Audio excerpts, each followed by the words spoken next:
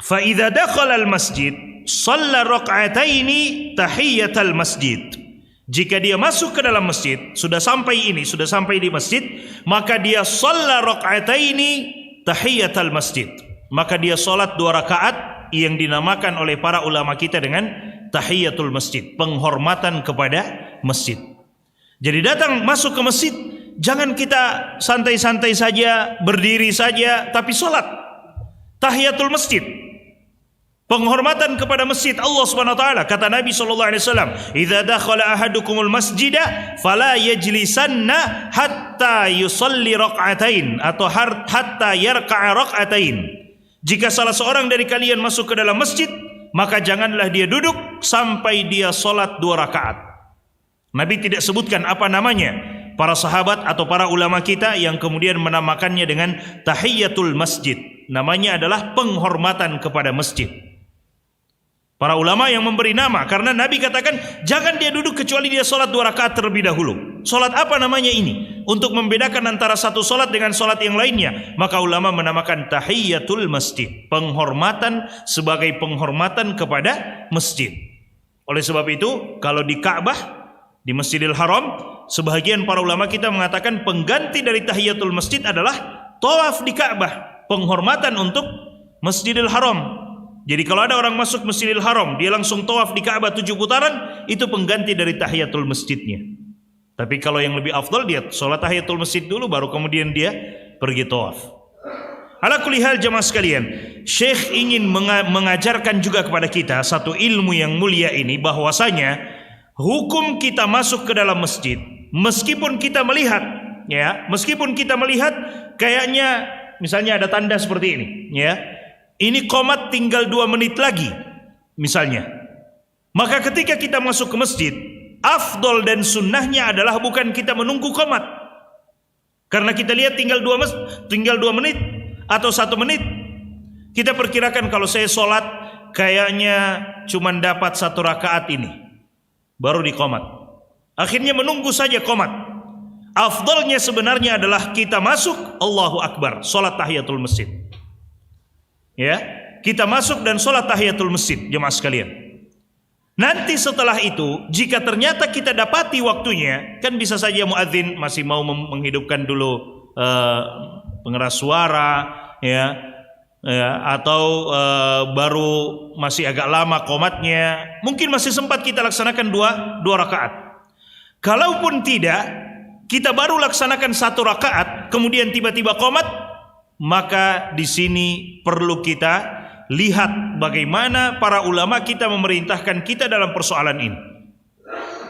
Karena jemaah sekalian, Nabi SAW mengatakan, "Idza uqimatis shalah fala salata illal maktubah."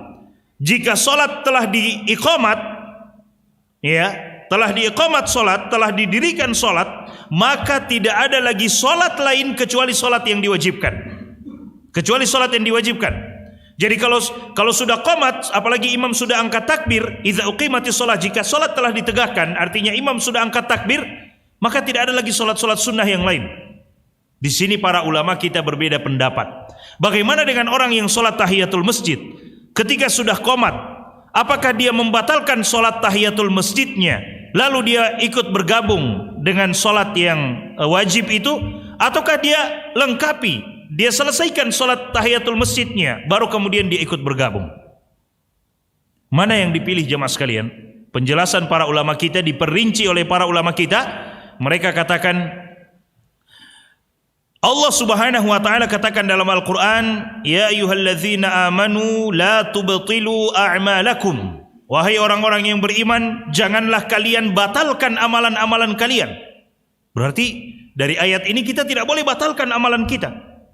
Sementara dalam hadis Nabi SAW, "Idza uqimatis shalah fala salata illal maktubah." Jika salat telah diiqamah, telah didirikan, maka tidak ada lagi salat kecuali salat yang wajib itu. Ini bagaimana kita mengkompromikan antara ayat dan hadis Nabi SAW.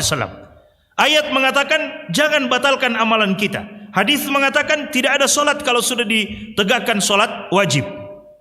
Bagaimana jemaah sekalian? Kita gabungkan kedua dalil ini. Para ulama kita menyebutkan, kalau kita sudah sementara sholat, Ini sudah 1 rakaat selesai dan kemudian diqomat. Namun kita perkirakan selesai dia qomat, saya juga akan selesai sholat dan saya akan dapat takbiratul ihram bersama dengan imam, ya. Dan saya akan dapat takbiratul ihram bersama dengan imam. Maka pada saat itu dia lanjutkan sholat tahiyatul masjidnya sampai dengan selesai. Baru setelah itu dia langsung bergabung dengan sholat wajib. Dan dia lanjutkan sholat tahiyatul masjidnya, dia perringkas. Yang tadinya dia zikirnya dia baca 3 kali, cukup dia baca 1 kali. Subhana rabbiyal azim, sami'allahu liman hamidah, rabbana walakal hamdu, Allahu akbar, subhana rabbiyal a'la wa bihamdi, Allahu akbar, rabbighfirli, Allahu akbar, subhana rabbiyal a'la wa bihamdi, dan seterusnya. Dia tahiyat, salam, setelah itu dia langsung bergabung dengan sholat wajib. Dengan catatan dia yakin dia bisa mendapatkan takbiratul ihram bersama dengan imam. Karena ada keutamaan khusus orang yang mendapatkan takbiratul ihram bersama dengan imam. Muncul pertanyaan lagi. Apa kadarnya seseorang dikatakan mendapatkan takbiratul ihram bersama dengan imam? Para ulama menjadi berbeda lagi. Apa kadarnya seseorang dikatakan mendapatkan takbiratul ihram bersama dengan imam? Apakah sama-sama dia Allahu akbar dengan imam? Artinya imam takbiratul ihram Allahu akbar, setelah itu dia langsung ikut? Wallahu ta'ala alam, jamaah sekalian, ya. Secara pribadi yang pendapat yang kami pilih adalah selama imam itu belum memulai bacaan Al-Fatihah, kemudian kita masih dapat takbir, kita dianggap mendapat takbiratul ihram bersama dengan imam. Kalau imam sudah mulai alhamdulillahi rabbil alamin membaca Al-Fatihah, sudah terlewatkan takbiratul ihram bersama dengan imam. Tapi kita tetap dapat 1 rakaat bersama dengan imam.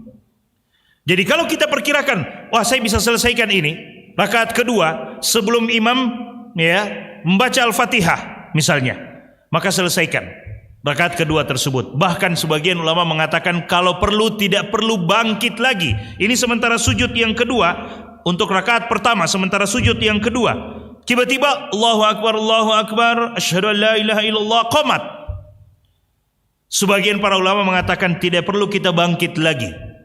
Sujud langsung duduk, rakaat kedua kita kerjakan dalam keadaan duduk. Dan solat sunnah boleh kita kerjakan dalam keadaan duduk, meskipun kita sehat, bugar, tidak sakit, boleh kita kerjakan dalam keadaan duduk. Berbeda dengan solat wajib, hukum asalnya harus berdiri dulu. Sholli qa'iman, solatlah dalam keadaan berdiri. Fa illam tastati' fa qa'idan, kalau tidak mampu maka duduk. Dan seterusnya Nabi SAW sampaikan. Tapi untuk sholat sunnah, bahkan dalam keadaan duduk di kendaraan, ya, dalam keadaan kita sehat, kita duduk di lantai, tiba-tiba kita sholat sunnah, Allahu akbar, boleh. Sehingga sebagian ulama mengatakan supaya tidak mengambil waktu lagi, tidak perlu berdiri, duduk, lanjutkan rakaat kedua. Karena kalau berdiri lagi, mengambil waktu lagi. Ala kulli hal, intinya kalau kita yakin masih bisa menyelesaikan rakaat kedua tersebut, selesaikan. Tapi kalau kita baru takbir rakaat pertama Allahu Akbar, baru membaca Al-Fatihah rakaat pertama, belum selesai Al-Fatihah, tiba-tiba qomat, kita khawatir tidak dapat takbiratul ihram, maka pada saat itu batalkan solat kita dan kita telah diberikan pahala dengan solat tahiyatul masjid insyaallah. Makanya sunnahnya jamaah sekalian, jangan tinggal 1 menit, lebih baik tunggu saja qomat. Tidak, sunnahnya adalah tetap kita laksanakan tahiyatul masjid. Supaya apa? Meskipun kita nanti di pertengahan tidak mampu melanjutkan, kita batalkan, Allah catatkan untuk kita pahala tahiyatul masjid tersebut. Jemaah sekalian. Ya, jadi kita batalkan karena tidak mampu lagi, tidak mungkin lagi kita lanjutkan, sudah qomat dan kita khawatir ketinggalan takbiratul ihram, maka kita batalkan. Kita batalkan seperti apa? Apakah kita langsung salam? Ya, apakah kita batalkan qomat Allahu akbar seterusnya? Apakah kita salam assalamualaikum warahmatullahi wabarakatuh? Setelah itu kita batal? Ya, para ulama mengatakan Allahu taala alam, ya, pendapat yang kami secara pribadi pilih, tidak perlu kita salam, tidak perlu. Cukup sudah selesai batal. Ada yang mengatakan memang diakhiri dengan salam, ditutup dengan salam. Assalamualaikum warahmatullahi wabarakatuh. Setelah itu jalan gabung dengan jamaah yang sudah siap-siap untuk melaksanakan sholat wajib.